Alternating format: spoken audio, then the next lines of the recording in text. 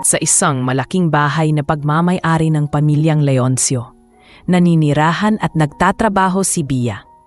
23 taong gulang pa lang siya, ngunit dala na niya ang bigat ng responsibilidad bilang tanging anak ng kanyang inang may sakit sa probinsya.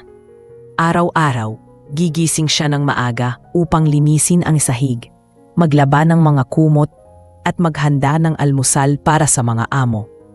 Tahimik lamang si Bia, hindi siya pala reklamo at hindi rin mahilig sumagot kapag inaasar ng ibang kasambahay.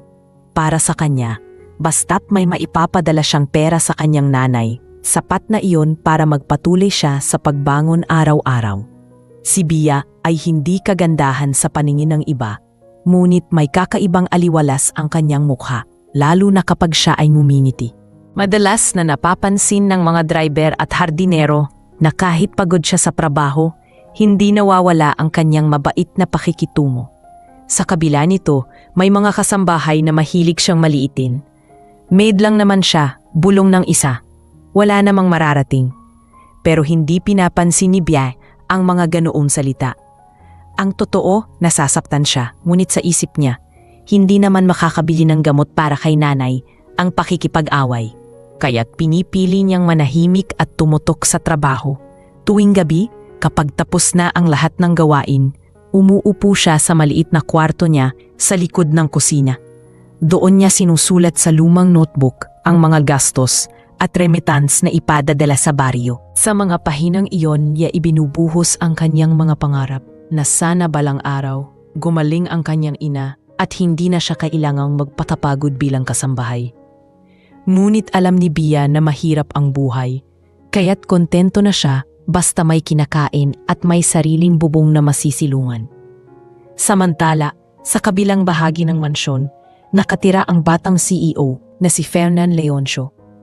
Kilala siya sa lipunan bilang matalino at mahusay sa negosyo. Ngunit hindi rin linggid sa marami ang kanyang pagiging palabiro at babaero. Sa bawat biyahe niya abroad, laging may bagong babaeng kasama at madalas laman ng mga kolum sa diaryo ang kanyang mga kaswal na relasyon. Hindi ito iniinda ni Fernan dahil sa isip niya mas mahalaga ang pagpapalago ng kumpanya kaysa sa usapang puso. Ngunit sa ilalim ng kanyang matikas na anyo, may kaunting takot na hindi siya kailanman matutututong magmahal ng totoo. Ang tingin niya sa kasal ay isang transaksyon lamang, hindi isang sagradong pangako. Si Bia, sa kabila ng pagiging kasambahay, ay madalas na nakikita si Fernan. Tuwing umaga, siya ang naghahanda ng kape bago ito pumasok sa opisina. Sa bawat pagkakataon na nakakasalubong niya ang binata, yumuyuko lang siya at ngumingiti ng banayad. Si Fernan naman, bihira siyang pansinin, maliban na lamang kung may kailangan siyang ipautos. Sa lahat ng tao sa bahay, si Bia ang pinakamaliit ang tingin niya. Hindi dahil sa galit, kundi dahil hindi niya lang talaga iniisip na ang isang maid ay may puwang sa kanyang mundo. Isang araw, habang nagwawalis si Bia sa may sala, napansin niya ang mga amo niyang tila abala at tensyonado. Nandoon ang ilan sa mga executive na madalas bumibisita kay Fernan at naririnig niya ang mga bulungan tungkol sa isang napakalaking board meeting na gaganapin sa susunod na linggo.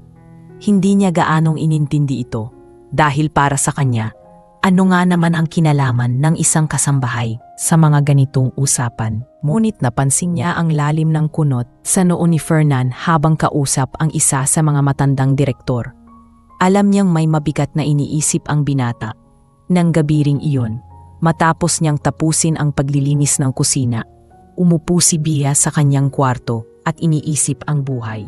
Minsan, naiisip niya kung paano kaya ang pakiramdam ng mga babaeng mayaman, nakasuot ng magagarang damit at hindi iniisip ang susunod na gastusin. Ngunit agad niya itong itinataboy dahil para sa kanya, hindi siya kabilang sa ganoong mundo. Ang mundo niya ay ang kusina, ang labahan at ang mga sahig na araw-araw niyang pinupunasan. Kinabukasan, habang inaayos niya ang mesa para sa almusal, napansin niyang hindi makatulog ng maayos si Fernan. May malalim itong iniisip at halatang hindi nito nagugustuhan ang sitwasyon. Nakaupo ito sa sala, hawak ang isang baso ng alak kahit umaga pa lamang. Problema na naman sa kumpanya, bulong ng isa sa mga kasambahay. Pero hindi na nag-usisa si Bia. Mas pinili niyang manatiling tahimik at gawin ang kanyang trabaho. Ngunit hindi niya alam, ang katahimikan at simpleng presensya niya ay mapapansin din balang araw. At ang simpleng buhay na kanyang ginagalawan ay unti-unting magbabago. Hindi dahil sa kanyang kagustuhan, kundi dahil may darating na pagkakataon na itutulak siyang pumasok sa mundong hindi niya pinangarap. Sa ngayon, hindi pa niya alam ang bigat ng responsibilidad na iaatang sa kanya o ang emosyon na magigising sa puso niya. Sa ngayon, siya pa rin si Bia, isang simpleng maid na ang tanging iniisip ay ang bukas para sa kanyang nanay. Ngunit yun ang umpisa ng kwento, kung paano siya magiging bahagi ng isang mundo na hindi niya kailanman inakalang mapapasok niya, at kung paano niya matutuklasan na kahit ang isang maid ay may pusong kayang mahalin at mahalin pabalik. Maagang nagising si Fernan, ngunit halata sa mukha niya ang pagod at pagkabalisa. Kahit nakasuot na ng mamahaling barong at handa nang pumasok sa opisina, hindi matanggal ang bigat na bumabagabag sa kanyang isip. Sa susunod na linggo ay gaganapin ang pinakamalaking board meeting ng kanilang kumpanya. Doon niya ipapakita sa mga investors na siya ay handa, responsable at kayang pamunuan ang malawak na imperyo ng mga Leonsyo. Ngunit may isang malaking butas sa kanyang imahe. Wala siyang asawa o pamilya na maipapakita. Sa mundo ng negosyo, malaking bagay ang imahe ng isang CEO na mayroong matatag na pamilya. Dahil dito nakikita ang kanyang kakayahang maging responsable, hindi lang sa negosyo, kundi pati sa personal na buhay. Habang nakaupo siya sa dining table, nakaharap sa pagkain na halos hindi niya nagagalaw, sumagi sa isip niya ang mga binitawang salita ng isa sa mga matatandang board members. Fernan, magaling ka sa negosyo, pero hindi lang negosyo ang pinapasok mo. Ang mga investors natin ay konserbatibo. Gusto nilang makita na ikaw ay stable, may direksyon, at hindi isang binatang paiba-iba ang kasama. Kung hindi ka magdadala ng asawa sa meeting na ito, baka hindi nila ibigay ang buong tiwala nila sa iyo. Ang mga salitang iyon ang paulit-ulit na umaalingaw sa isip ni Fernan. Nasa ganitong pag-iisip siya nang dumaan si Bia, may dalang tray ng kape. Tahimik lang itong inilapag sa mesa, gaya ng nakasanayan, sabay yuko at alis. Ngunit bago pa ito tuluyang makalabas, inawag siya ni Fernan. Sandali lang, sabi nito. Natigilan si Bia at agad lumapit muli. Nagtataka kung may pagkakamali ba siya sa kape o sa kanyang inihain. Yes sir, mahina at magalang niyang tugon. Tinitigan siya ni Fernan. Parang may biglang pumasok na ideya sa isip niya. Sa loob-loob niya, desperado siyang makahanap ng paraan. At naroon sa harap niya, ang isang simpleng babaeng alam niyang hindi kilala ng mga tao sa lipunan. Isang babaeng tahimik at hindi sanay sa atensyon, ngunit may natural na kababaang loob na maaaring makumbinsi ang sinuman. Bia, mababa ang tono ni Fernan. Kailangan ko ng tulong mo. Nagulat si Bia dahil bihira itong nakarinig ng ganoong salita mula sa binata. Anong klase pong tulong, sir? Tanong niya habang nakatitig. Halatang kinakabahan. Uminga ng malalim si Fernan bago nagsalita. May paparating na board meeting. Importante ito para sa kinabukasan ng kumpanya. Kailangan kong ipakita na ako ay settled at may asawa. Napatitig si Bia. Hindi agad naintindihan ang ibig sabihin. Asawa, sir. Bulong niya. Halos hindi makapaniwala. Tumango si Fernan at dumiretso sa punto. Oo, at gusto kong ikaw ang gumanap na asawa ko. Para bang tumigil ang mundo ni Bia sa narinig. Hindi niya alam kung matatawa ba siya o matatakot. Siya, isang maid na magpapanggap na asawa ng isang bilyonaryong CEO? Sir, baka nagkakamali kayo. Nanginginig ang boses niyang sabi. Hindi ko kaya yun. Hindi ako marunong sa ganyan. Maid lang ako. Napangisi si Fernan pero hindi iyong ngisi ng panlilibak, kundi parang may kumpiyansa siyang alam ang ginagawa. Alam kong hindi ka sanay, pero ikaw lang ang maaasahan ko ngayon. Wala akong ibang mapagkakatiwalaan. At higit sa lahat, gagawin ko ang lahat para makabawi ka. Tutulungan ko ang nanay mo Sasagutin ko lahat ng gastusin niya, basta pumayag ka lang. Parang nabunutan ng hininga si Bia sa huling sinabi. Sa isang iglap, pumasok sa isip niya ang larawan ng kanyang nanay na nakahiga sa banig, may sakit at hirap makalakad. Ilan beses na ba niyang pinangarap na magkaroon ng sapat na pera para sa gamot at gamutan nito? Ngunit sa kabilang banda, hindi biro ang hinihingi ni Fernan. Ang pagpasok sa mundo ng mayayaman, ng mga taong hindi niya kasing antas, ay parang pagpapasok ng sarili sa isang apoy na hindi niya alam kung paano makakalabas. Sir, baka mapahiya lang kayo sa akin. Baka hindi ko kayanin. Hindi ko alam kung paano kumilos gaya ng mga asawa ng mayayaman. Halos pakiusap na ang tono ni Bia. Lumapit si Fernan at tinitigan siya ng diretsyo. Hindi kita pipulitin kung ayaw mo. Pero isipin mo, Bia, hindi lang ako ang makikinabang dito. Kung gagawin mo ito, makakatulong ka sa nanay mo. May pagkakataon ka ring makita na kaya mong humarap sa kahit sino. Ang kailangan lang ay lakas ng loob. Napatungo si Bia, pakiramdam niya'y naguguluhan ang puso't isip. Wala siyang tiwala sa sarili, ngunit ang pagbanggit ni Fernan sa kanyang ina ay tumama sa pinakamasakit na bahagi ng kanyang damdamin. Para bang walang ibang pagpipilian kundi tanggapin ang alok. Nang gabing iyon, hindi nakatulog si Bia. Iniisip niya ang mga posibleng mangyari. Paano kung mabuking siya ng mga investors? Paano kung pagtawanan siya ng lahat? Ngunit sa kabila ng lahat ng pangamba, ang larawan ng kanyang nanay ang paulit-ulit na sumasagi sa isip niya. Kinabukasan, habang nagliligpit siya ng mga gamit sa kusina, muling lumapit si Fernan at tahimik na nagtanong, "Ano, Bia? Kaya mo ba?" Mahabang katahimikan ang lumipas bago siya tumango. "Sige sir, gagawin ko. Para kay nanay." At doon nagsimula ang isang kasunduang magbabago sa takbo ng kanilang buhay. Isang pagpapanggap na magsisilbing susi, hindi lang sa hinaharap ng kumpanya ni Fernan, kundi pati na rin sa pagtuklas ng kanilang mga sariling damdamin. Matapos ang pagpayag ni Bia, agad siyang dinala ni Fernan sa isang silid na hindi niya pa nararating noon. Isang malaking kwarto iyon na may malalaking salamin, mga damit na nakadisplay at mesa na puno ng mga kagamitan. Para bang isang mini showroom na para lamang sa mga personal na gamit ni Fernan at ng kanyang pamilya. Doon nagsimula ang pagpaplano at paghahanda para sa papel na gagampanan ni Bia. Una, binigyan siya ng ilang magagarang damit na isusuot sa mga rehearsal. Nang suotin niya ang isa sa mga bestida, halos hindi siya makapaniwala sa kanyang itsura sa salamin. Hindi siya sanay na nakikita ang sarili na nakabihis ng ganoong klasing damit. Ang simpleng babaeng sanay magwalis at maglaba, ngayon ay kaharap ang sariling imahe na parang galing sa ibang mundo. Nahihiya siya sa mga titig ni Fernan, ngunit napansin niyang seryoso itong nag-oobserba. Tila sinusuri kung bagay ba ang pagkukunwari sa kanya. Hindi lang sa itsura ito, Bia, sabi ni Fernan habang inaayos ang kwelyo ng kanyang damit. Kailangan mo ring matutunan kung paano magsalita, paano mumiti sa tamang oras, at paano magpakita ng kumpiyansa. Kung halata sa kilos mo na hindi ka kabilang sa mundo nila, madali tayong mabubuko. Tumango lamang si Bia, kahit ramdam niya ang bigat ng responsibilidad. Hindi niya alam kung saan huhugutin ang tapang, ngunit sa isip niya, kailangan niyang gawin ito para sa kanyang ina. Kinausap siya ni Fernan ng masinsinan. Hinguruan siya kung paano tumayo ng tuwid, paano makipagkamay na may kumpiyansa, at paano makipag-usap nang hindi nanginginig ang boses.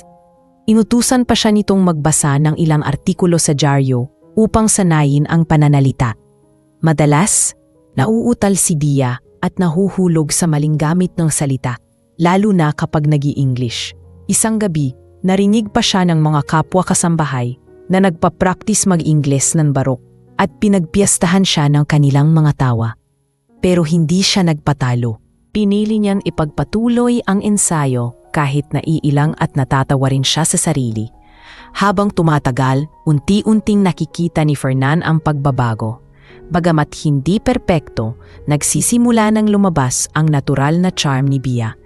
Ang kanyang pagiging totoo at inosente ay nagiging kafaibang lakas. Minsan, hindi mo kailangang magpanggap ng sobra, sabi ni Fernan isang gabi habang nag-eensayo sila. Minsan sapat na ang pagiging ikaw, basta may kumpiyansa. Hindi inaasahan ni Bia ang ganitong klaseng salita mula kay Fernan. Sanay siyang makita ito bilang istrikto at seryoso. Ngunit sa mga sandaling iyon, naramdaman niyang may malasakit din pala itong tao. Isang araw bago ang meeting, dinala ni Fernan si Bia sa isang high-end restaurant para masanay itong humarap sa mga taong nakasuot ng formal at marunong sa usapang negosyo. Doon, tinuruan siya kung paano hawakan ang kubyertos, paano umorder ng hindi nagmumukhang nahihiya, at paano tumugon sa mga tanong. Nakaramdam si Bia ng matinding kaba, lalo na nang mapansin niyang pinagtitinginan siya ng ibang tao. Hindi niya alam kung dahil ba sa ayos niya o dahil halata sa kilos na hindi siya sanay sa ganoong lugar. Ngunit sa bawat pagkakamali niya, nandoon si Fernan para itama at ipaalala na kailangan niyang matutunan. Relax lang, Bia, bulong ni Fernan habang pinagmamasdan siyang magkamali sa paghawak ng tinidor. Isipin mo na lang na kumakain ka sa bahay, pero mas maayos lang ang gamit. Napatawa si Bia sa sinabi niya at unti-unting nawala ang kaba. Sa kauna-unahang pagkakataon, nag-enjoy siya sa simpleng pag-uusap nila ni Fernan habang kumakain. Hindi ito tungkol sa negosyo o sa pagpapanggap, kundi simpleng palitan ng kwento. Doon niya napansin na kaya rin palang maging magaan ang loob niya kay Fernan. Pagbalik nila sa mansyon, muling binigyan ng huling pagsasanay si Bia.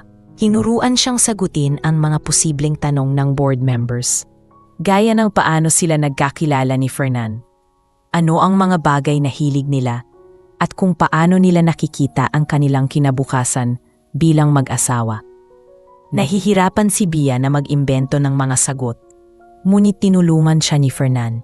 Minsan ay nagiging katawa-tawa ang kanilang mga ensayo at natatawa sila pareho sa mga maling sagot na nabibitawan ni Bia. Sa gitna ng lahat ng ito, nagsimula silang maging komportable sa isa't isa. Ngunit sa kabila ng tawa at ensayo, hindi mawala ang kaba sa dibdib ni Bia. Alam niyang sa pagdating ng board meeting, wala na siyang ligtas na lugar. Kailangang maging perpekto ang kanyang kilos at salita. Dahil kahit maliit na pagkakamali, maaari silang mabukin. Habang nakahiga siya sa kanyang maliit na kwarto, hindi siya makatulog sa sobrang kaba. Pinikit niya ang kanyang mga mata at inalala ang mukha ng kanyang ina. Doon siya kumapit, doon siya humugot ng lakas ng loob. Samantala, si Fernan ay tahimik ding nagmumuni-muni sa kanyang silid. Hindi niya inaasahan na ang simpleng plano para masagip ang kanyang imahe ay magiging ganito kabigat. Alam niyang malaki ang risk, ngunit sa di maipaliwanag na dahilan, may tiwala siyang kakayanin ni Bia. Habang iniisip niya ang lahat ng ito, napangiti siya ng bahagya. Sa kabila ng kanilang kakaibang sitwasyon, nararamdaman niyang may bago siyang nakikilala. Hindi lang isang maid, kundi isang taong may matibay na puso. Kinabukasan, nakahanda na ang lahat. Ang mga damit, ang sasakyan, at ang mga kwentong tinraktis nila. Habang papalapit ang araw ng board meeting, ramdam ni Bia ang matinding kaba. Ngunit sa tabi niya, naroon si Fernan, seryoso at determinado. At sa pagitan ng kaba at tiwala, alam nilang pareho, wala nang atrasan. Ang papel na gagampanan nila ay magsisimula na at dito na magsisimulang magbago ang kanilang mga buhay. Dumating ang araw na kinatatakutan at pinaghahandaan nila. Maagang gumising si Bia, nanginginig pa ang mga kamay habang inaayos ang bestidang ibinigay ni Fernan. Sa tulong ng isang personal stylist na kinuha ng CEO, inayos ang kanyang buhok at nilagyan ng kaunting makeup. Nang tumingin siya sa salamin, halos hindi niya makilala ang sarili. Ang dating simpleng kasambahay ay nakikita na ngayon bilang isang babaeng kayang pumantay sa kahit sinong asawa ng mayayamang negosyante. Ngunit sa loob-loob niya, nanaili ang kaba at takot na baka sa isang iglap ay mabunyag ang katotohanan. Si Fernan naman ay kalmado sa panlabas. Suot ang kanyang mamahaling suit at may daladalang kumpiyansa na parang wala siyang iniintindi. Ngunit ang totoo, ramdam din niya ang bigat ng sitwasyon. Habang nakasakay sila sa itim na kotse papunta sa gusali ng kumpanya, tumingin siya kay Bia at mahina itong kinausap. "Huwag kang kabahan, tandaan mo, ikaw ang asawa ko sa mata nila. Hindi nila kailangang malaman ang totoo. Sundan mo lang ang mga pinraktis natin." Tumango si Bia, ngunit hindi pa rin maiwasan ang mabilis na tibok ng kanyang puso. Pagdating nila sa gusali, sinalubong agad sila ng mga tingin.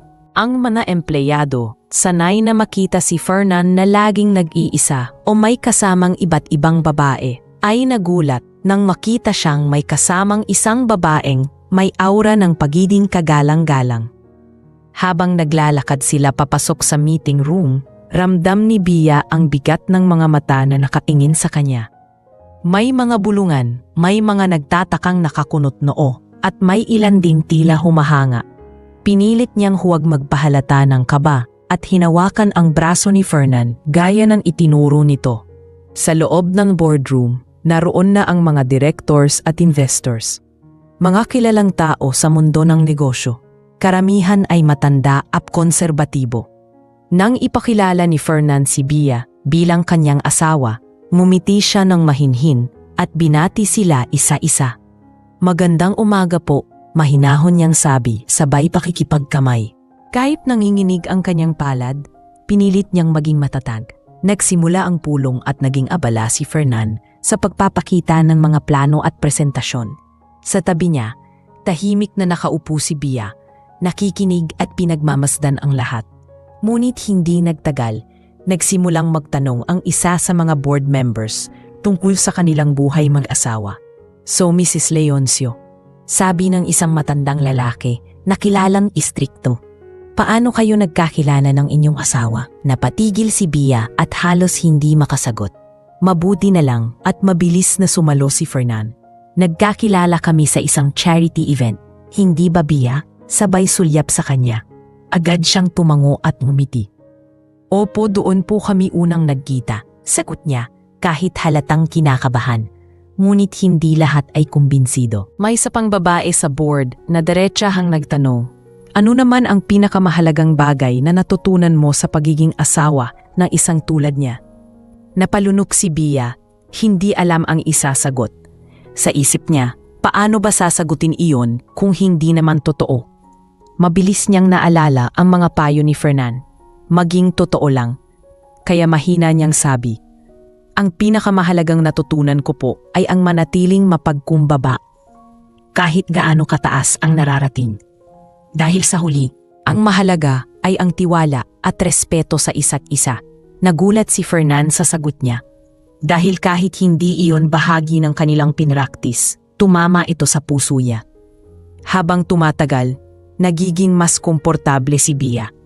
Hindi niya inaasahan na may kakayahan pala siyang humarap sa mga taong mataas ang posisyon. At sa tuwing makikita niyang nandoon si Fernan para sumalo at umalalay, mas lumalakas ang loob niya.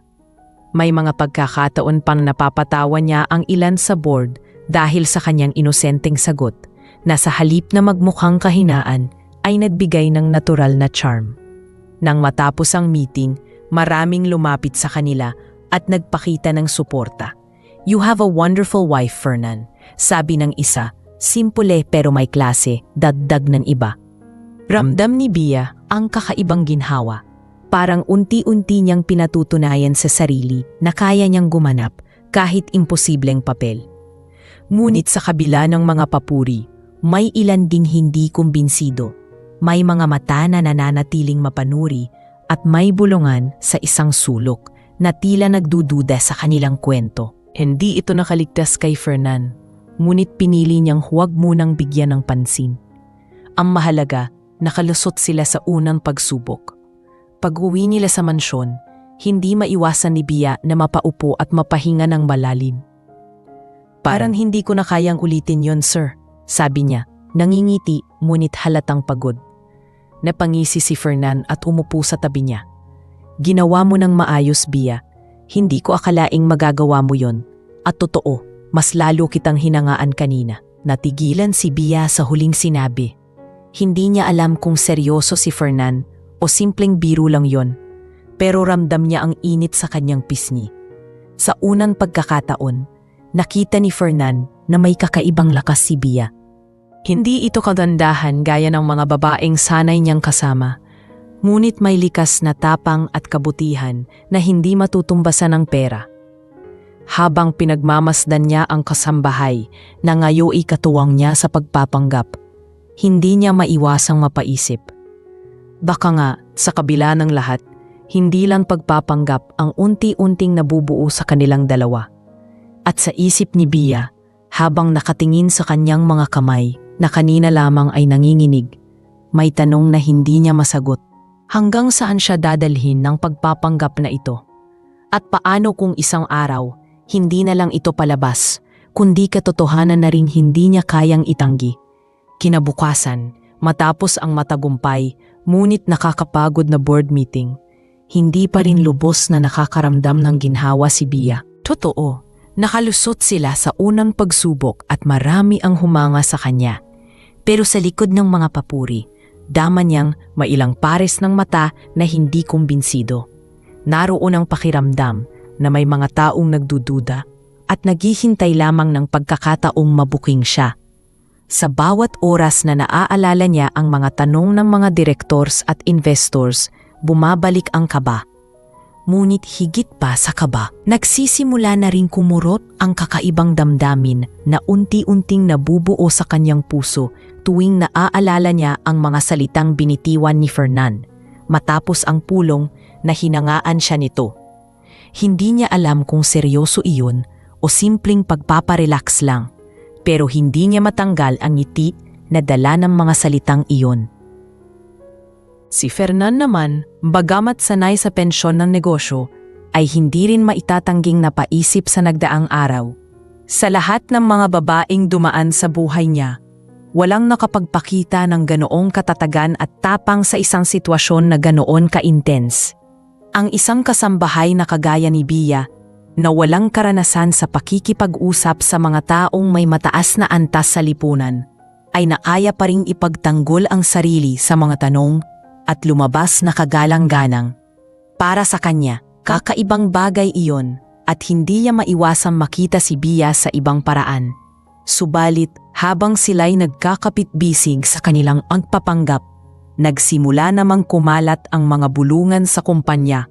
Isang empleyado na matagal nang naiinggit kay Fernan ang nag-umpisang magtanong-tanong tungkol sa pinagmulan ni Bia. Saan ba nanggaling ang babaeng iyon? Bakit na yun lang siya lumitaw? Tanong ng isang sekretarya sa kanyang kasamahan. Sa unay simpleng usisero lang ang mga ito, ngunit nang may makakilalang dating driver ng pamilya Leoncio na nagbanggit na si Bia ay isa lamang kasambahay sa mansyon, nagsimulang kumalat ang tsismis.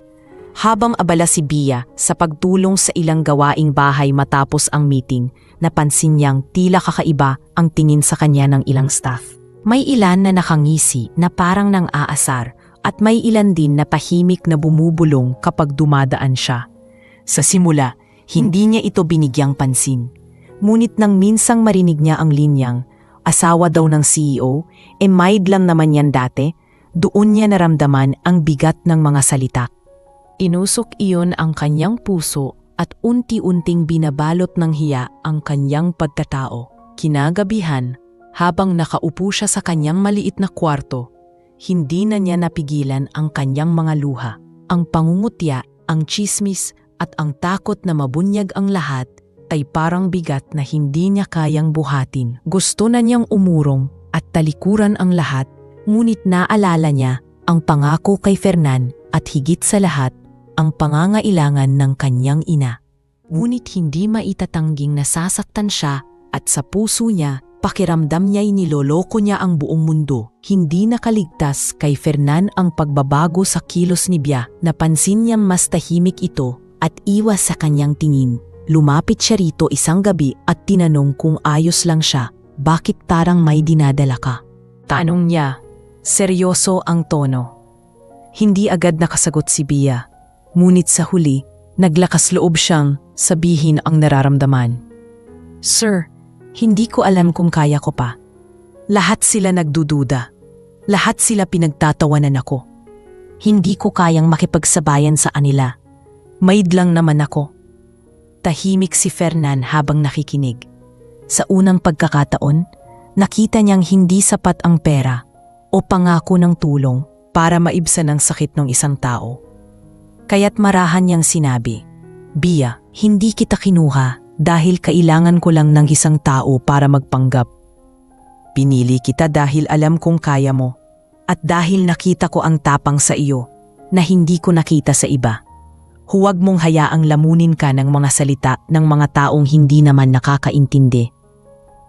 Sa huli, hindi sila ang magpapasya kung sino ka. Ikaw mismo ang magtatakda niyan. Napatitog si Bia kay Fernan at sa mga mata nito, nakita niya ang sinseridad. Hindi ito ang CEO na sanay siyang makita na malamig at walang pakialam. Sa harap niya ay isang lalaking marunong ding makiramay.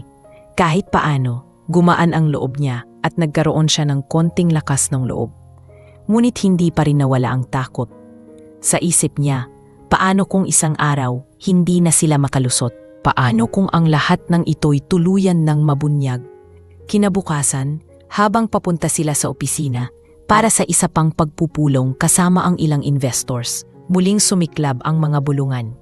Narinig mismo ni Fernan ang ilang empleyado na nag-uusap tungkol kay Bia. Hindi niya ito pinalampas. Tumigil siya at tinitigan ang mga ito ng matalim. "Kung may problema kayo sa asawa ko, sabihin niyo sa akin. Pero kung chismis lang ang kaya niyong gawin, mas mabuting tumahimik na lang kayo." Napayo ko ang mga empleyado, ngunit ramdam ni Bia ang hiya. Gusto niyang magpasalamat kay Fernan, ngunit higit pa roon, ramdam niyang pinoprotektahan na siya nito, hindi lamang dahil sa pagpapanggap, kundi dahil may malasakit na ito sa kanya. Sa mga araw na lumipas, patuloy ang kanilang pagbabalat kayo, ngunit sa likod ng lahat ng iyon, mas lumalalim ang ugnayan nila. Si Bia, bagaman sugatan ng mga salita ng iba, ay natututo ring tumindig.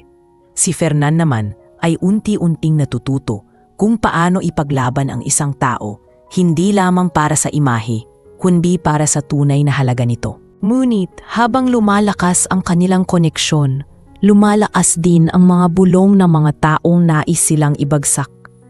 At sa gitna ng lahat ng ito, isang mahalagang desisyon ang kailangan nilang gawin.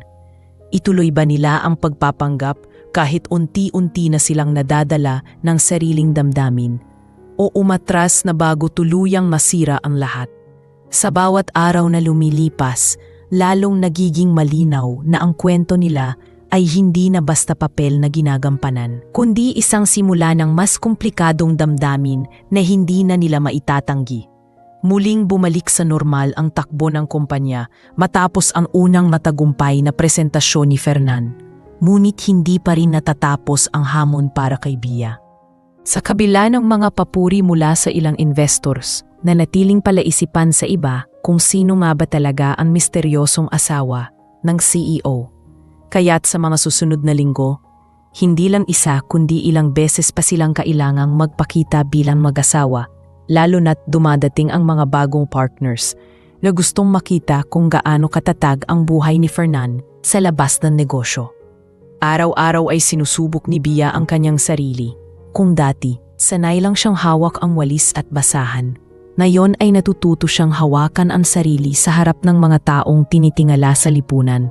Kasama si Fernan, lagi siyang tinuturuan kung paano umupo ng tama, paano ngumiti sa mga bisita, at kung paano makihalubilo ng hindi nagmumukhang naiilang. Bagamat madalas pa rin siyang magkamali, napapansin ni Fernan na may kakaibang lakas ang kanyang natural na pag-uugali. Ang simpleng paraan ng kanyang pagsagot, ang tapat na tingin, at ang kababaang loob ay nagiging sandata niya upang mapalapit sa mga tao. Isang gabi, habang nagre-review sila ni Fernan ng mga posibleng tanong para sa susunod na pagpupulong, hindi niya maiwasang mapaisip. "Sir," tanong ni Bia, "hanggang kailan ko ba ito gagawin? Hindi naman habang buhay na magpapanggap tayo, di ba?" Napatingin si Fernan, saglit na natahimik bago sumagot. "Hanggang kailangan natin, Bia. pero huwag mo isipin na pabigat ka sa akin. Sa totoo lang, malaking tulong ka, hindi lang sa kumpanya, kundi pati sa akin mismo. Natigilan si Bia sa narinig. Hindi niya alam kung paano tatanggapin ang mga salita.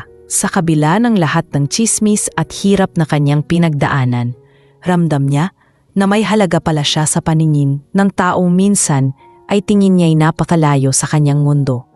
Ngunit kasabay ng munting tuwa ay ang pag-usbong ng takot.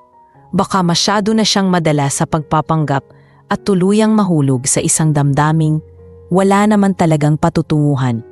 Dumating ang araw ng susunod na pagpupulong. Hindi ito kasing formal ng nakaraang board meeting, ngunit mas mahirap dahil mas personal ang naging interaksyon. Nakipagkain sila kasama ang ilang foreign investors. Sa gitna ng hapunan, tinanong si Bia ng isa sa mga bisita, "What do you love most about your husband?" Natigilan siya, kinabahan, at sandaling napatitig kay Fernan. Sa halip na gumamit ng mababaw na sagot, nagdesisyon siyang maging totoo.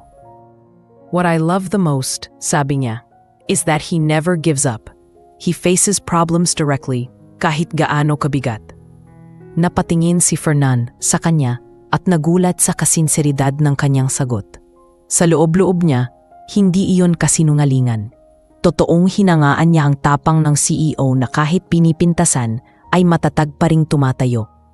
Sa gabing iyon, matapos ang hapunan, habang nasa loob sila ng kotse pauwi, naging tahimik ang dalawa. Si Bia, iniisip pa rin ang kanyang sagot at kung tama ba ang kanyang ginawa. Si Fernan naman, lihim na napapangiti dahil naramdaman niya ang isang bagay na matagal nang wala sa kanya. Ang pakiramdam na may taong tunay na nakakaintindi at nakakakita ng mabuti sa kanya. Ngunit hindi lahat ay natutuwa sa kanilang pagpapanggap.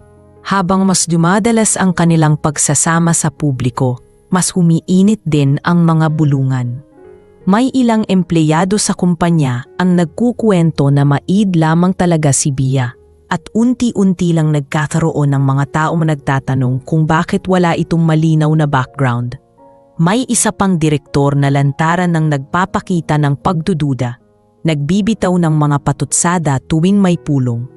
Hindi ito lingid kay Fernan at lalong hindi ito nakaligtas kay Bia. Sa bawat pangumutya, unti-unti siyang nadudurog. Ngunit sa kabila nito, pinipili niyang tumayo at ngumiti. Isang gabi, pagkatapos ng isa na namang mahirap na araw, napaupo si Bia sa hardin ng mansyon, malayo ang tingin sa buwan. Lumapit si Fernan at naupo sa tabi niya. "Napapagod ka na, hindi ba?" Mahina niyang tanong. Hindi sumagot si Bia agad, ngunit maya-maya ay tumango. "Oo, sir. Napapagod na akong magpanggap. Napapagod na akong pakiramdam ko ay niloloko ko ang buong mundo. Pero higit sa lahat, natatakot akong hindi na ako makabalik sa kung sino ako dati." Tahimik si Fernan, ngunit marahang hinawakan ng kamay niya. "Bia, hindi ka kailanman nagbago sa paningin ko. Maid ka man o asawa sa mata ng iba, isa kang taong may lakas ng loob at may mabuting puso. At iyon ang hindi kayang bilhin ng pera. Hindi ko alam kung saan hahantong ang lahat ng ito. Pero sigurado ako sa isang bagay, hindi ko hahayaang ikaw ang masaktan." Sa unang pagkakataon, hindi na nakapigil si Bia at napaluha sa harap ni Fernan. Hindi iyon luha ng kahinaan lamang, kundi luha ng pagod at ng damdaming matagal na niyang kinikimkim. At sa gabing iyon, sa ilalim ng malamlam na ilaw ng buwan, unti-unting lumabo ang linya sa pagitan ng pagpapanggap at ng katotohanang nararamdaman nilang dalawa. Ngunit sa kabilang panig, hindi pa tapos ang laban. Ang mga taong nagdududa ay patuloy na maghahanap ng butas at darating ang araw na hindi na sapat ang kanilang mga sagot para mailigtas ang sitwasyon. Habang lumalalim ang koneksyon ni Fernan at Bia, lalo namang lumalapit ang banta ng pagkakatuklas ng katotohanan. At doon magsisimula ang mas mabigat na pagsubok na haharapin nila. Hindi na lang bilang magkapareha sa palabas, kundi bilang dalawang taong unti-unting nadadala ng damdaming hindi nila inaasahan. Habang lumilipas ang mga araw, mas nagiging malinaw kay Bia at Fernan na hindi na basta palabas lamang ang kanilang sitwasyon. Sa bawat pagkakataon na kailangan nilang magpakita bilang mag-asawa, mas dumadami ang sandaling hindi na nila kailangang magpanggap. Ang simpleng paghawak ni Fernan sa kamay ni Bia tuwing may bisitang darating ay nagiging natural na. At ang mga ngiti nilang sabay ay hindi na basta ensayado, kundi kusang lumalabas. Ngunit sa likod ng mga ngiti, dama pa rin ni Bia ang bigat ng kanyang pinapasok. Alam niyang bawat kilos niya ay binabantayan. Sa kumpanya, may mga empleyadong bumabati sa kanya ng may paggalang, ngunit naroon din ang mga matang mapanuri at mapanghusga. Sa bawat hakbang niya sa hallway, pakiramdam niya ay sinusukat siya ng lahat. Ngunit sa tuwing nadadala siya ng kaba, naroon si Fernan upang saluhin siya. Madalas nitong sabihin, huwag mong pansinin ang tingin nila. Basta kasama mo ako, walang makakasira sa'yo. Dahil sa kanilang madalas na paglabas, unti-unting lumalapit ang loob nila sa isa't isa. Isang gabi, matapos ang mahabang araw ng pakikipagpulong, inaya ni Fernan si Bia na kumain sa isang simpleng karinderya sa gilid ng kalsada. Nagulat si Bia dahil sanay siyang makita itong nasa mga mamahaling kainan at hotel.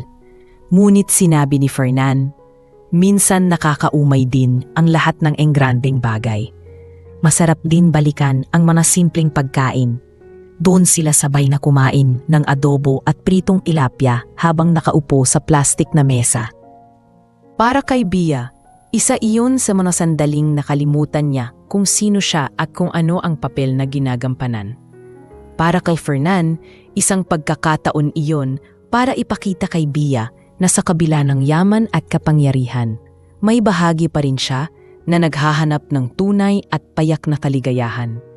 Sa mga sandaling iyon, nagsimulang mabuo ang mga alaala na hindi na bahagi ng pagpapanggap.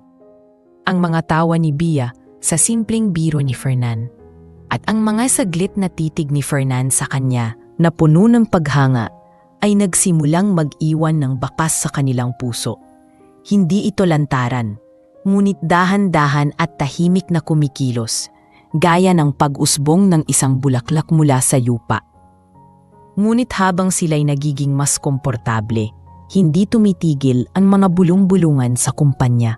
Isang empleyado ang nakakita kay Bia sa laundry area ng mansyon isang araw nang magpa siyang bumalik siya roon upang tumulong sa mga kasambahay. Mabilis itong kumalat na siya'y hindi totoong asawa kundi kasambahay lamang. At dahil sa inggit ng ilang kasamahan sa posisyon ni Fernan, mas naging malakas ang mga tsismis. Sa loob ng boardroom, may isa pang direktor na hindi na nagpakundangan. Sa kalagitnaan ng pagpupulong, nagtanong ito ng diretsahan, "Fernan, totoo ba talagang asawa mo si Bia? May ilang balitang hindi siya ang sinasabi mo." Nag-freeze ang lahat. Naramdaman ni Bia ang pamumula ng kanyang pisngi at muntik na siyang mawala ng lakas ng loob. Ngunit bago pa siya makapagsalita, sumalo si Fernan. Tinitigan niya ang direktor at mariing sinabi, "Walang karapatang magtanong ng ganoon sa loob ng boardroom. Ang personal kong buhay ay hindi dapat ginagawang tsismis. Ang asawa ko ay kasama ko dito dahil siya ang pinili ko. Kung hindi ninyo kayang respetuhin iyon, mas mabuting huwag na kayong magtanong." Tahimik ang buong silid matapos ang kanyang pahayag. Pagkatapos ng pulong, nagpasalamat si Bia kay Fernan. "Kung hindi mo ako ipinagtanggol, baka bumigay na ako kanina," mahina niyang sabi. Tinitigan siya ni Fernan at sa isang iglat, naging malinaw ang lahat sa kanya. "Bia, hindi kita ipagtatanggol dahil lang kailangan para sa palabas na ito. Ipinagtatanggol kita dahil ayokong makita kang nasasaktan." Napayuko si Bia, ramdam ang bigat at init ng kanyang puso. Hindi na lamang ito basta kasunduan, kundi isang ugnayang mas malalim kaysa kanilang inakala. Mula noon, mas naging malapit ang dalawa. Nagkaroon ng mga simpleng sandali kung saan hindi na nila iniisip ang mga mata ng tao. May mga gabing sabay silang nagkakape sa hardin ng mansyon, nagkukwentuhan tungkol sa buhay. Si Fernan tungkol sa kanyang pagiging batang, kinailangang magpakaseryoso agad sa negosyo, at si Bia tungkol sa kanyang mga pangarap na hindi kailanmang natupad dahil kinailangan niyang magtrabaho para sa kanyang ina. Sa bawat kwento, natututo silang makita ang isa't isa, hindi bilang CEO at maid, kundi bilang dalawang taong magkaibang mundo, ngunit may parehong pangarap ng kapayapaan at pagmamahal. Ngunit kasabay ng paglalapit ng kanilang puso ay ang lalong pagdami ng mga matang nagbabantay. Ang mga kalaban sa loob ng kumpanya ay naghihintay ng tamang pagkakataon upang ibunyag ang katotohanan. Sa bawat pagdikit nila ni Fernan, lalo nilang nararamdaman ang banta na anumang oras maaari silang mabuking, at doon nagsimulang kumirot ang takot ni Bia. Takot na baka ang lahat ng nararamdaman nila ay masira sa isang iglap kapag lumabas ang totoo. Ngunit sa kabila ng lahat ng pangamba, may isang bagay na malinaw sa kanya. Unti-unti nang hindi na pagpapanggap lamang ang kanilang ginagawa. At kahit hindi niya ito masabi, nang direkta, alam niyang sa puso niya, nahuhulog na siya kay Fernan. Ang tanong na lamang ay kung hanggang kailan niya kayang itago ang nararamdaman at kung handa ba siyang harapin ang araw na baka lahat ng ito ay mabunyag. Habang lumalalim ang ugnayan ni Bia at Fernan, mas dumarami rin ang mga matang nakatingin at naghihintay ng butas upang sila'y ibagsak. Sa kumpanya, kumalat na ang usapan tungkol sa nakaraan ni Bia. May mga empleyado na hindi makapaniwala na isang dating kasambahay lang ang asawa ng kanilang CEO at may ilan na lantaran na ang pang-uuyam. Sa simula'y bulungan lamang ito sa mga sulok ng opisina, ngunit kalaunan ay lumakas ang ingay ng tsismis at umabot hanggang sa mga piling miyembro ng board.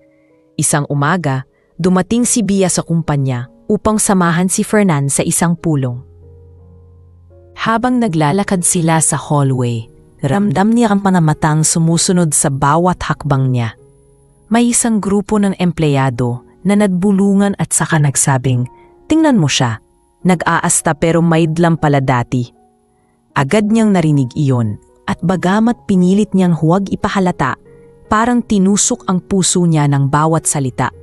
Kinabahan siya na baka isang araw, hindi na lang bulong-bulungan ang lahat, kundi hayagang kahihiyan. Sa pulong na iyon, naging mas matindi ang hamon. Isa sa mga matandang direktor, kilalang konserbatibo at walang preno sa mga salita, ang diretsahang nagtanong, "Mrs. Leoncio, bago ka naging asawa ni Fernan, ano nga ba talaga ang ginagawa mo? Paano ka niya nakilala?" Nabigla si Bia sa tanong. Hindi niya alam kung paano sasagutin. Ramdam niya ang pawis sa kanyang noo at ang bigat ng mga matang nakatingin sa kanya. Muntik na siyang mabuho, ngunit mabilis na sumalo si Fernan. "Bakit mapalaging personal ang itinatapon sa amin? Ang mahalaga ay ang maayos kong pamamahala sa kumpanyang ito. Kung hindi iyon ang tatalakayin, huwag na nating pag-usapan pa." Tahimik ang lahat, ngunit dama ni Bia ang tensyon. Alam niyang hindi matatapos sa ganoong usapan ang lahat. Habang palabas sila ng silid, napahigpit ang hawak niya sa braso ni Fernan. "Sir, baka mabuking na tayo. Hindi ko na yata kaya."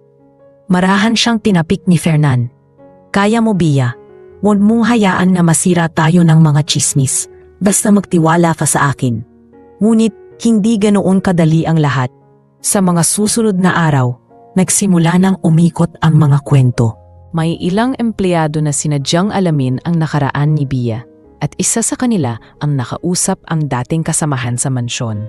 Doon na kumpirma nila na isangang maid si Bia bago pa siya naging asawa ni Fernan. Mabilis itong kumalat na parang apoy. Sa kafeterya, sa opisina at maging sa mga text messages ng ilang board members. Iisa ang usapan.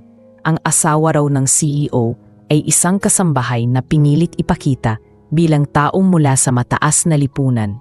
Nabalot ng hiya si Bia kahit wala pang malinaw na ebidensya. Pakiramdam niya'y lahat ng tao'y nakatingin sa kanya nang may pagdududa. Sa bawat tingin, para bang may kasamang panunuya.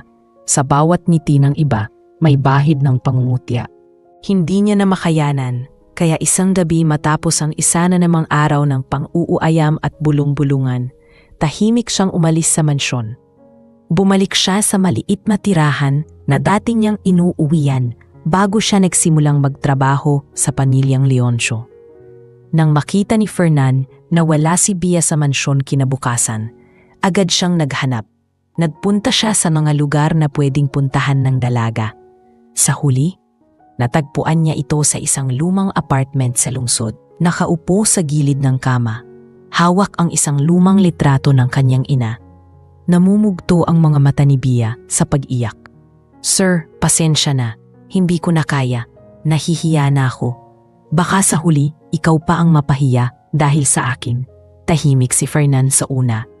Ngunit paglapit niya kay Bia, marahan niyang hinawakan ang kamay nito. "Bia, hindi mo ako pinapahiya. Ang mga taong naninira sa'yo, sila ang may dapat ikahiya. Hindi mo kailangang itago kung sino ka. At kahit mayid ka dati, wala itong binabago sa halaga mo. Sa totoo lang, mas hinahangaan kita dahil hindi mo ikinahiya ang pinagmulan mo." Unti-unting bumigay si Bia at napahagulgol sa dibdib ni Fernan. Sa yakap na iyon, dama niyang bigat ng lahat ng sakit at pamumutya. Ngunit kasabay nito ay ang inip ng pagtanggap at proteksyon mula sa taong minsan ay inakala niyang hindi niya kayang abutin. Para kay Fernan, malinaw na sa kabila ng lahat, hindi na basta palabas ang kanilang ginagawa. Totoo na ang kanyang damdamin at wala nang makakapigil dito. Ngunit habang sila'y nag-uusap ng mula sa puso, may mga taong patuloy na nagbabalak. Ang mga directors na galit kay Fernan ay lalo pang naghahanap ng paraan upang masira siya. At ang pinakamadaling puntirya ay si Bia. Habang sila'y mas lalong nagiging tapat sa isa't isa, lalo namang lumalakas ang mga puwersang nais silang paghiwalayin. Sa gabing iyon, habang pinapakalma ni Fernan si Bia, hindi nila alam na sa darating na mga araw, haharap sila sa pinakamabigat na pagsubok ng kanilang pagpapanggap. Ang oras na wala nang itatago at kailangang harapin ang katotohanan sa mata ng lahat. Pagkalipas ng ilang araw mula nang umalis si Bia sa mansyon, nanatili siyang tahimik sa kanyang maliit na inuupahang kwarto. Hindi siya nagbabalik sa kumpanya o sa piling ni Fernan. Kahit alam niyang maliwanag na ipinaliwanag ng CEO ang halaga niya, hindi pa rin maalis ang bigat ng hiya at pangungutya na naramdaman niya.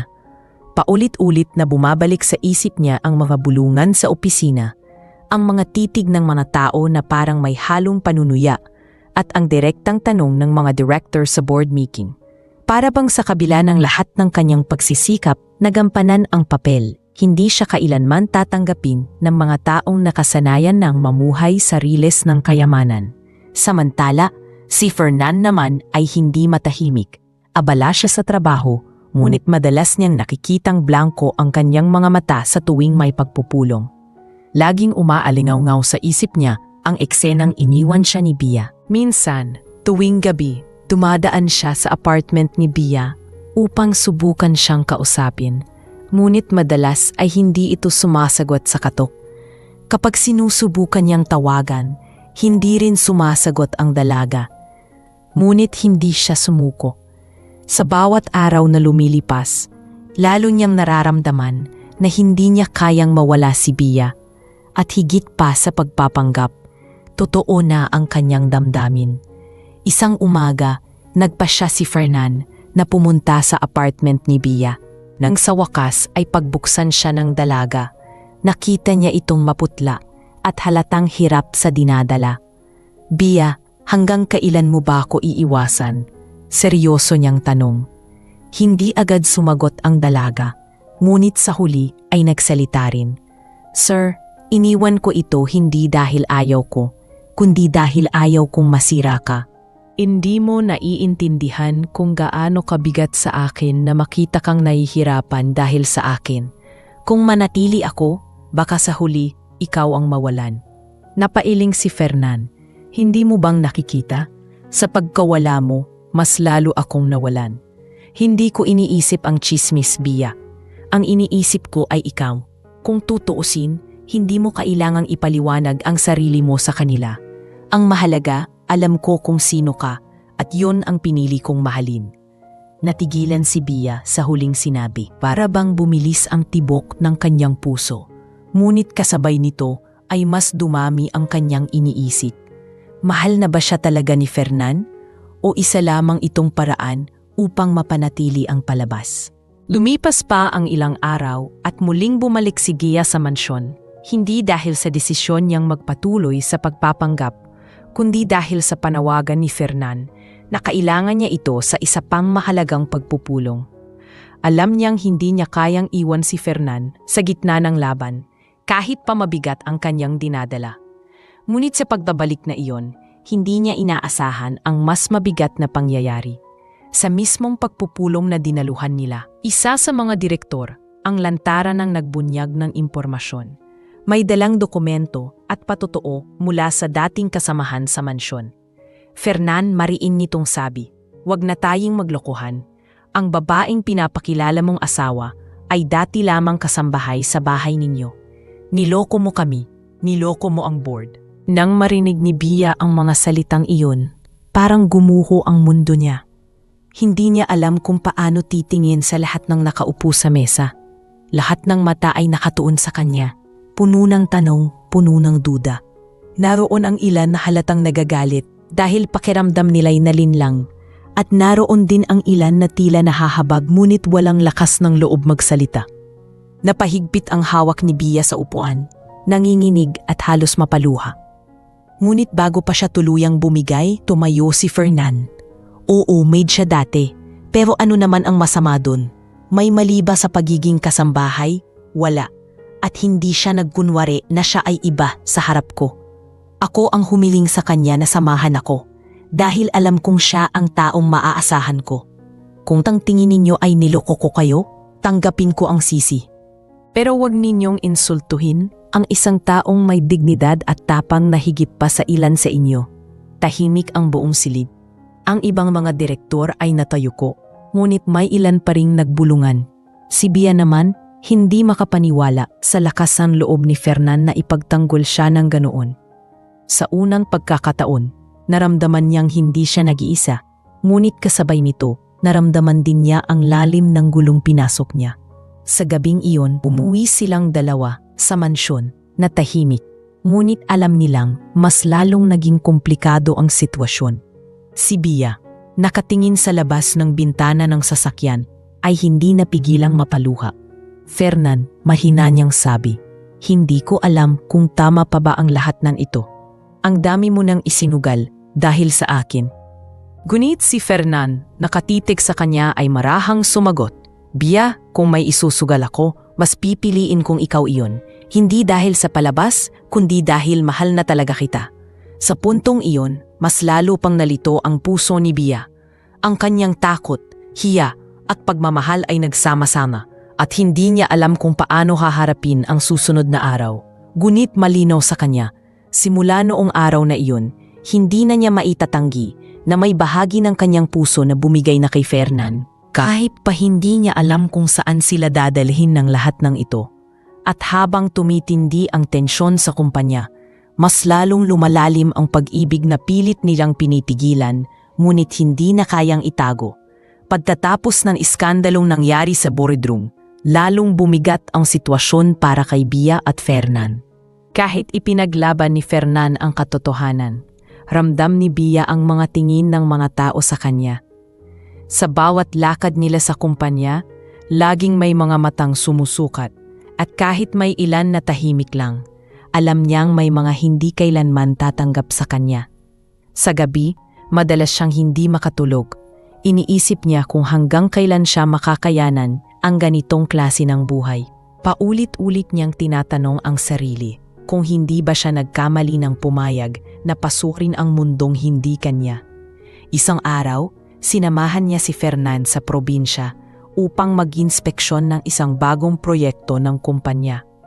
Pagbaba nila ng sasakyan, sinalubong sila ng mga empleyado at ilang opisyal ng lokal na pamahalaan.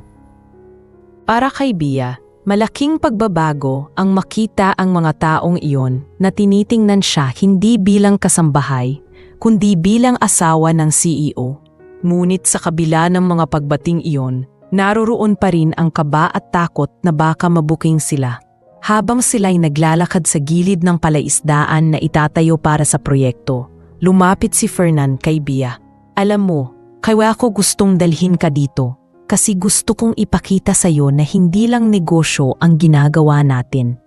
May mga taong umaasa sa atin, may mga pamilyang mabibigyan ng trabaho at gusto kong kasama kita sa mga bagay na ito dahil alam kong may puso ka para sa mga ganitong tao. Natigilan si Bia at napatingin sa kanya. Hindi niya inakala na ang isang CEO na tulad ni Fernan ay may ganitong pananaw. Sa mga sandaling iyon, naramdaman niyang mas malalim pa ang pagkatao ng binata kaysa sa inaakala ng karamihan. Pagbalik nila sa mansyon, nagkaroon sila ng mahabang pag-uusap. Si Bia, humihingi ng tawad dahil sa pakiramdam niya ay siya ang dahilan ng lahat ng gulo. Ngunit agad siyang pinigil ni Fernan. Wala kang dapat ihingi ng tawad, Bia. Kung may nagkulang man, ako iyon. Ako ang nagdala sa iyo sa sitwasyong ito. Pero tandaan mo, hindi ko ito pinagsisisihan. Kahit na paulit-ulit kong piliin, ikaw pa rin. Doon unti-unting bumigay ang pader na itinayo ni Bia sa kanyang puso. Mahina siyang ngumiti at nagtanong, "Bakit ako, Fernan? Ang dami ming pwedeng piliin na mas bagay sa'yo." Marahang ngumiti ang binata. Dahil ikaw ang nagpakita sa akin ng tunay na halaga ng tiwala at respeto. Sa dinami-dami ng babaeng dumaan sa buhay ko, wala ni isa ang nakapagpatahimik sa puso ko. Ikaw lang. Hindi na nakasagot si Bia. Ang kanyang dibdib ay punong-puno ng damdaming hindi na niya kayang itago. Sa mga sumunod na araw, naging mas bukas na sila sa isa't isa. Hindi na lamang puro pagpapanggap ang ginagawa nila tuwing kaharap ang ibang tao. Sa mga simpleng sandali, gaya ng sabay nilang pagkain ng almusal o paglalakad sa hardin, naroon ang mga titig at ngiti na hindi na kailangang itago. Ang kanilang kwento na nagsimula sa kasunduan at pagpapanggap ay unti-unti nang nagiging totoo. Ngunit hindi ibig sabihin nito ay tapos na ang kanilang mga pagsubok. Sa isang pulong, muling hinarap ni Fernan ang mga board members. Sa pagkakataong iyon, mas matindi ang naging hamon. Isa sa mga investors ang lantaran ng nagbigay ng ultimatum. "Fernan, kung patuloy mong isasama ang babaeng iyan, mawawalan ka ng suporta mula sa ilan sa amin. Ang negosyo ay hindi laro. Kailangan mo pumili, ang kumpanyang ito o ang relasyon mo." Tahimik ang silid. Lahat ng mata ay nakatingin kay Fernan, naghihintay ng kanyang sagot. Si Bia naman, halos hindi makahinga. Para bang ang buong mundo ay nakabitin sa isang desisyon. Alam niyang kung pipiliin siya ni Fernan, malaking panganib ang haharapin nito. At kung pipiliin naman ng binata ang kumpanya, handa siyang umalis kahit masakit. Ngunit tumayo si Fernan at mariing nagsalita. "Kung iyan ang kailangan, pipiliin ko siya. Ang negosyo ay maaari kong muling itayo kahit ilang beses bumagsak. Pero ang taong nagbigay ng totoong kahulugan sa buhay ko, hindi ko kayang palitan." Nagulat ang lahat sa kanyang sinabi. Ang ilan ay napailing, ang iba'y hindi makapaniwala, at ang iilan na may nakaramdam ng respeto sa kanyang katapangan. Pagkatapos ng pulong, lumabas sila ni Bia ng tahimik. Sa hallway, hinawakan siya ni Fernan sa balikat. "Bia, hindi ko alam kung ano ang mangyayari bukas. Baka mawalan ako ng suporta. Baka mabawasan ang tiwala ng iba. Pero isa lang ang sigurado ako, hindi kita iiwan." Hindi na napigilan ni Bia ang kanyang mga luha. "Fernan, natatakot ako. Hindi ko kayang magpunahan, pipilitin kong maging matapang para sa'yo." Sa mga salitang iyon, tuluyan ang naging malinaw sa kanila na ang laban ay hindi na para sa palabas o sa imahe ng kumpanya. Ang laban ay para sa kanilang dalawa, para sa pagmamahalang unti-unti nang naging totoo. Ngunit kasabay ng desisyong yon, alam nilang mas malalaking pagsubok pa ang darating. Dahil hindi basta-basta matatanggap ng lahat ang kwento ng isang maid na naging asawa ng isang bilyonaryong CEO. Ang tanong na lamang ay hanggang saan ang kaya nilang isugal para sa isa't isa. Matapos ang matapang na pahayag ni Fernan sa harap ng mga board members, hindi naging madali ang mga sumunod na araw. Ang ilan sa mga investors ay tahasang umatras at nagbawi ng suporta. At may mga kontratang hindi natuloy dahil sa isyong kumakalat. Ang balitang asawa niya ay dating kasambahay ay kumalat na rin sa social media at pahayagan. Sa bawat artikulo at post, iba-iba ang tono. May ilan na pinupuri siya sa kanyang katapatan, ngunit mas marami ang kumukwestiyon sa kanyang kredibilidad bilang pinuno ng isang napakalaking kumpanya. Para kay Bia, bawat salita at litrato na nakikita niya sa dyaryo ay parang karayom na tumutusok sa kanyang dibdib. Hindi siya makapaniwala na isang araw, siya na tahimik lamang sa likod ng kusina. Ngayon ay laman ng mga balita. Sa gitna ng lahat ng ito, dumaing ang panibagong hamon. Isang emergency meeting ang ipinatawag ng board upang pag-usapan ang kinabukasan ng kumpanya. Doon, isa sa mga pinakamatagal ng direktor ang hayagang naglatag ng ultimatum. Fernan, kailangan mong pumili kung ipagpapatuloy mo ang relasyon na ito at hindi ka magbibigay ng kasiguraduhan sa amin. Baka mapilitan kaming maghanap ng ibang mamumuno. Hindi kami handang malagay sa alanganin ang aming puhunan. Tahimik si Fernan, ngunit halatang mabigat ang dinadala. Ramdam ni Bia na nasasaktan ito, hindi lamang dahil sa negosyo, kundi dahil siya ang dahilan ng lahat ng ito. Sa isip ni Bia, mas lalong tumindi ang kanyang pangamba. Nang gabing iyon, kinausap niya si Fernan habang magkasama sila sa hardin ng mansyon. Fernan, baka oras na para bumitaw ako. Kung mawawala ang kumpanya sa'yo dahil sa akin, hindi ko matatanggap. Handa akong umalis para hindi ka na mahirapan.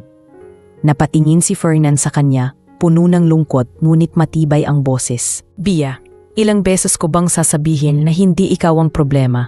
Ikaw ang nagpatatag sa akin. Kung mawala ka, mas lalo ako mawawala. Hindi ko hahayaang ikaw ang sumuko para lang sa kanila. Kung kailangan kong ipaglaban ito mag-isa, gagawin ko. Ngunit hindi mapigilan ni Bia ang kanyang mga luha. Paano kung ikaw ang mawalan? Paano kung bumagsak ang lahat ng pinaghirapan mo? Ayokong ako ang maging dahilan. Kinabukasan, sa harap ng mga board members at ilang investors, muling himarap si Fernan. Sa pagkakataong iyon, hindi na siya nagtago ng kahit ano.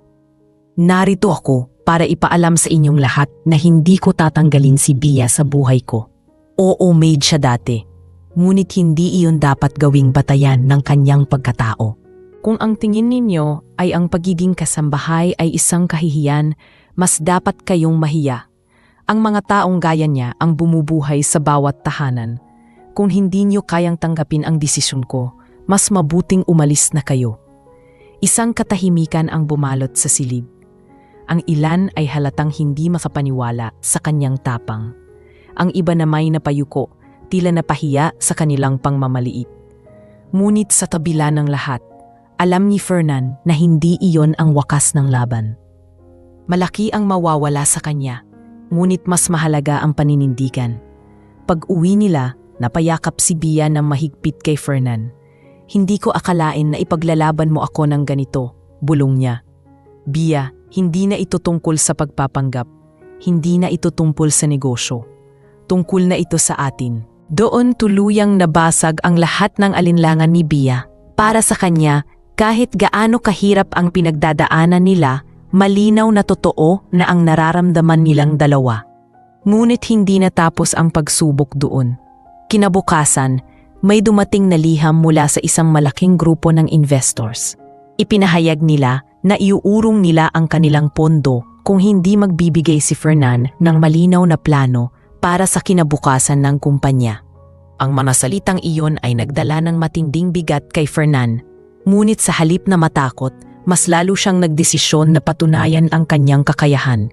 Inipon niya ang kanyang core team at naglatag ng bagong estratehiya upang ipakita na kaya nilang magtagumpay kahit kulang sa suporta. Habang abala si Fernan sa kumpanya, si Bia naman ay tahimik na nanalangin para sa kanyang kaligtasan. Sa kanyang puso, alam niyang hindi na niya kayang iwan ang binata kahit paanong mangyari. Kahit pa siya ay patuloy na hinuhusgahan ng lipunan, pipiliin niyang manatili sa tabi nito. Sa gabing yun, muling kinausap ni Fernan si Bia. Bia, Darating ang araw na hindi na nila kayang baliwalain ang totoo. At sa araw na iyon, hindi na tayo kailangang magpanggap. Pero bago iyon mangyari, kailangan natin ng lakas ng loob. Handa ka ba? Tahimik si Bia, ngunit sa kanyang mga mata, nandoon ang tiwala. Handa ako, Fernan. Hanggat kasama kita, kakayanin ko. Sa gitna ng lahat ng unos, mas lalo nilang napatunayan na ang kanilang ugnayan ay hindi na basta isang kasunduan. Ito ay isang tunay na pagmamahalan na kahit anong panghuhusga at pangbabanta ay hindi na mababali. Ngunit alam nilang mas mabigat pa ang darating. Ang sandaling kailangan na nilang harapin ang buong mundo at ipakita ang katotohanan. Kahit ang kapalit ay ang pagkawala ng lahat ng nakasanayan nilang hawakan. Matapos ang mga araw ng pagtatalo at pangungutya, nagsimulang magbago ang takbo ng mga pangyayari. Sa kabila ng banta ng pag-atras ng ilang investors, lumitaw naman ang iilang matagal nang nanunood mula sa gilid na humanga sa paninindigan ni Fernan.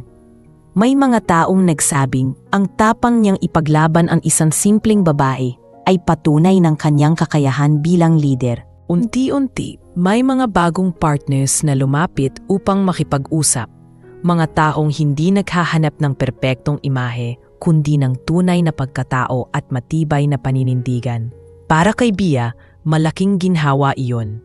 Sa unang pagkakataon mula nang pumasok siya sa pagpapanggap, nakaramdam siya ng bahagyang katahimikan.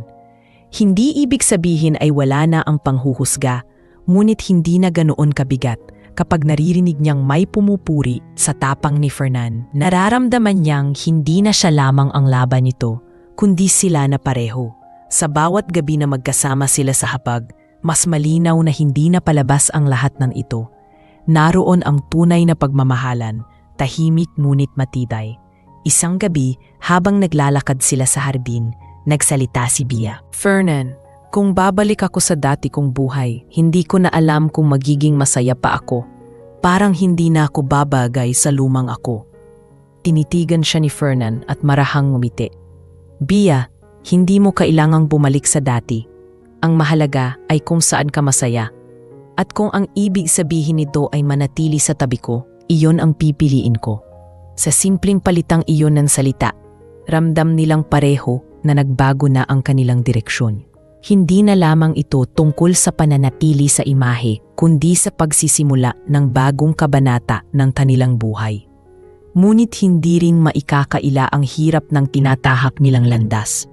Ang mga dating kasamahan ni Bia sa mansyon ay nagsimulang tawagan siya, hindi para bumati, kundi para magbigay ng mga komento.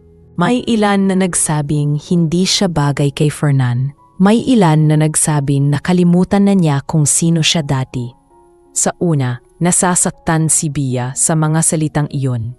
Ngunit kalaunan, natupunan niyang hindi na kailangan pang patunayan ang kanyang sarili sa kanila. Ang mahalaga ay ang pagpapatuloy ng kanyang bagong buhay. Sa kumpanya, muling nagkaroon ng isa pang pagpupulong kasama ang mga natitirang investors. Doon, humarap si Fernan upang ipresenta ang bagong plano ng negosyo. Ngunit sa pagkakataong iyon, hindi lamang siya ang nagsalita. Inaya niya si Bia upang magbigay ng ilang salita. Kinabahan si Bia sa una. Ngunit sa tulong ng kanyang natutunang tapang, tumayo siya at nagsalita. Hindi ko po kayang magbigay ng technical na detalye gaya ni Fernan, ngunit ang alam ko, ang kumpanyang ito ay hindi lang dapat nakikita sa mga numero. Nakita ko kung paano nagtatrabaho ang mga empleyado rito, kung paano sila umaasa na magiging maayos ang kanilang bukas. At kung may maipapangako man ako, iyon ay gagawin ko ang lahat upang suportahan si Fernan, hindi lang bilang asawa, kundi bilang kasama sa laban. Tahimik ang lahat, ngunit sa mga mata ng iilang nakikinig, nakita niya ang pagkilala. Hindi dahil sa kanyang posisyon, kundi dahil sa kanyang katapatan. Doon unti-unting nabasag ang pader ng panghuhusga. Hindi man lahat ay kumbinsido. Nagsimulang magbago ang ihip ng hangin. Pagbalik nila sa mansyon, tahimik silang naghapunan. Ngunit sa gitna ng kanilang katahimikan, nagsalita si Fernan. Bia, alam mo ba kung gaano kalaki ang naitulong mo kanina? Hindi lang ako ang nakumbinsi nila, kundi ikaw. Dahil nakikita nilang may puso ka. At iyon ang kulang sa kanila. Napayuko si Bia, hindi dahil sa hiya, kundi dahil sa tuwa. Pakiramdam niya unti-unti nang natutupad ang paniniwala ni Fernan na kaya niyang lumaban, hindi bilang kasambahay kundi bilang taong may sariling halaga. Ngunit sa likod ng mga pagbabago, nananatili ang banta. Ang mga nawalang investors ay hindi pa rin sumusuko sa pagbatikos. Sa social media, patuloy ang mga maling balita tungkol sa kanya na siya raw ay umaakyat sa estado gamit ang pangalan ni Fernan, na ginagamit lamang niya ito para makaahon. Sa una, nasasaktan pa rin si Bia sa mga ganoong usapan. Ngunit sa bawat yakap at mga salitang buhat ni Fernan, natututo siyang tumayo ng mas matatag. Sa gabing iyon, bago sila matulog, muling lumapit si Fernan at marahang hinawakan ang kamay ni Bia. Alam kong mahirap ang lahat, pero tiwala ako na malalampasan natin ito. Hindi ko alam kung anong mangyayari bukas, pero isa lang ang sigurado ako, hindi kita iiwan. At doon, sa gitna ng katahimikan ng gabi, mas lalo nilang naramdaman ang bigat ng kanilang pinasok.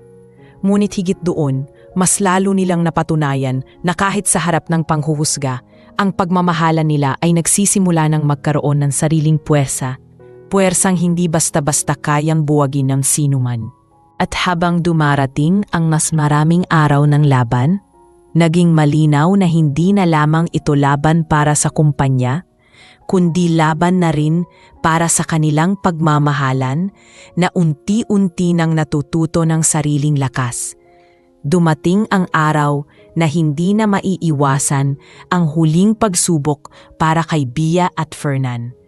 Sa kabila ng kanilang tapang at determinasyon, muling nagpatawag ng malakihang pagpupulong ang board at ilang investors upang tuluyan ng linawin ang lahat. Ang usapan ay umikot sa iisang tanong. Karapat-dapat pa ba si Fernan na pamunuan ang kumpanya kung patuloy niyang ipaglalaban ang isang babaeng walang pinagmulan sa mundo ng negosyo? Sa umagang iyon, habang nakasuot ng simpleng bestida si Bia at nakahawak sa braso ni Fernan, ramdam niya ang bigat ng bawat hakbang. Hindi ito simpleng pagpupulong lamang. Ito ang sandaling magtatakda kung matatanggap sila ng mundo o tuluyang tatanggihan. Sa loob ng silid, halos lahat ng upuan ay okupado. Naroon ang mga dating kaalyado at mga hayagang kritiko ni Fernan. Sa unahan, maayos na nakaupo si Fernan. Seryoso ang mukha, ngunit may tiwala sa kanyang puso. Katabi niya si Bia, tahimik ngunit pilit na pinatatag ang sarili. Isa sa mga pinakamatandang direktor ang unang nagsalita. Fernan, umabot na tayo sa puntong hindi na ito tungkol sa negosyo lamang. Ang reputasyon ng kumpanya ay nakataya. Hindi ba't niloko mo kami nang ipakita mong asawa mo ang isang kasambahay? Paano kami magtitiwala sa iyo kung sa simula pa lang ay milinlang mo na kami? Umalingaw-ngaw ang bulungan sa paligid. Ramdam ni Bia ang matinding hiya at kaba. Gusto na sana niyang umalis at wag na lamang maging sagabal, ngunit bago pa siya matapagsalita, tumayo si Fernan. Oo, maid siya dati. At oo, pinili kong ipakita siya bilang asawa ko. Alam kong marami sa inyo ang tingin ay panlilin lang iyon. Pero sa totoo lang, iyon ang simula ng pagbukas ng aking mga mata. Nakita ko na ang halaga ng isang tao ay hindi nasusukat sa trabaho o estado. Ang halaga ng isang tao ay nakikita sa tapang, sa kabutihan at sa paninindigan. At yon ang nakita ko kay Bia. Kung para sa inyo ay kasalanan ang ipaglaban siya, handa akong akuin ang lahat ng parusa. Tahimik ang lahat sa tinuran niya. Ngunit isa pang direktor ang hindi nagpigil. Fernan, madaling sabihin ang mga salitang iyan. Pero kung ipagpapatuloy mo siya, baka tuluyang bumagsak ang kumpanyang ito. Handa ka ba talagang mawala ang lahat ng pinaghirapan mo? Tumitig si Fernan sa kanila at mariing sumagot.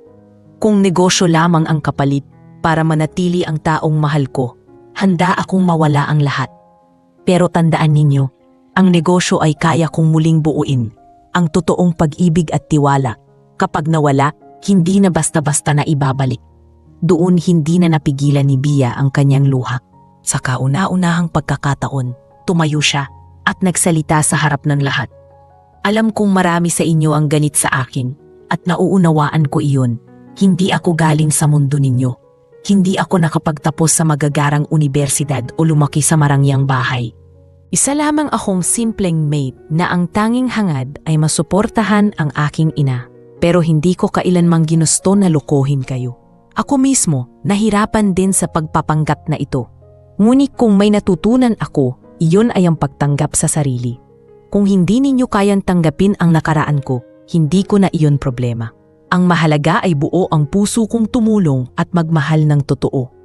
Ang bawat salita niya ay galing sa puso at bagamat may ilan pa ring nanliliit, marami ang natigilan. May isang board member na biglang tumayo at nagsabi, "Matagal ko nang sinusubaybayan ang galaw ni Fernan.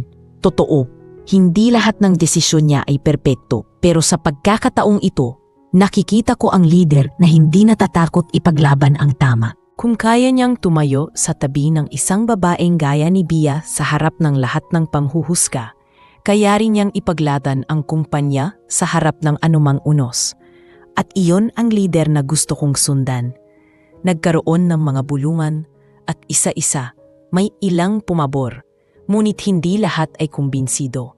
May mga umatras pa rin, dala ng kanilang paniniwala na hindi kailanman pwedeng pagsamahin ang dalawang mundong magkaiba. Sa huli, ang pagpupulong ay natapos ng hati ang opinyon ng board.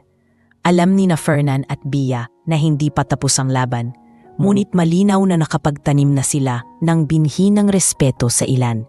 Paglabas nila ng kusali, huminga ng malalim si Bia. "Fernan, hindi ko alam kung matutuwa ako o malulungkot. May naniniwala na sayo, pero marami pa ring hindi." Tinitigan siya ni Fernan at hinawakan ang kanyang kamay. Hindi importante kung ilan ang naniniwala. Ang mahalaga ay patuloy tayong tumatayo.